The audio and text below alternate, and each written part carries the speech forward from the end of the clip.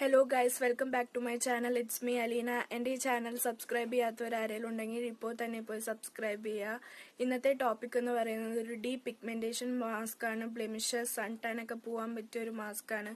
ഞാൻ ഈ mask weekly twice ആണ് ഉപയോഗിക്കാറ്. നമ്മുടെ കിച്ചണിലുള്ള 2-3 ingredients വെച്ച് നമുക്ക് പെട്ടെന്ന് ഉണ്ടാക്കി എടുക്കാൻ പറ്റുന്ന ഒരു mask ആണ്.